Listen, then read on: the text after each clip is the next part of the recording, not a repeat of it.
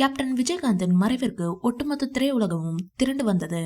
அதேபோல் தமிழக மக்கள் அனைவரும் கண்ணீர் அஞ்சலி செலுத்தினார்கள். மேலும் அவருடைய இறுதி ஊர்வலத்தில் லட்சக்கணக்கான மக்கள் கலந்து கொண்டு கேப்டனை வழி அனுப்பி வைத்தனர்.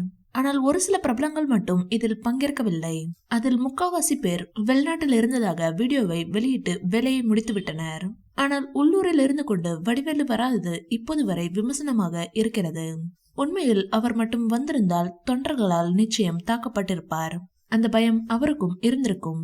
அதனாலேயே அவர் வரவில்லை என்ற கருத்துகளும் யூகங்களும் ஒரு பக்கம் எழுந்துள்ளது. ஆனால் குற்றமுள்ள நெஞ்சுதான் குறுகுறுக்கும் என்பது போல் இருக்கிறது அவருடைய செயல். தற்போது தளபதி விஜய் கொடுத்துள்ள ஒரு பேட்டியில் இதற்கான காரணத்தையும் விளக்கியுள்ளார். அதாவது வடிவேலுவை அஸ்திவாரமாக பயன்படுத்திய திமுக கட்சியே கேப்டனுக்கு இறுதி மரியாதை செலுத்தினார்கள். முதல்வர் மு.க.ஸ்டாலின் கேப்டனுக்கு கொடுக்க வேண்டிய ராணுவ மரியாதையை கொடுத்து சிறப்பாக வழி அனுப்பி வைத்தார். ஆனால் வடிவேலு வரவில்லை. இப்போது அதை பத்தி பேச வேண்டாம் என பத்திரிகையாளர்களிடம் அவர் குறிப்பிட்டார். இந்த வீடியோ பிடிச்சிருந்தா லைக் பண்ணுங்க, ஷேர் பண்ணுங்க. மேலும் விஜய் சார் பற்றிய தகவல்களுக்கு எங்க சேனலை சப்ஸ்கிரைப் பண்ணுங்க.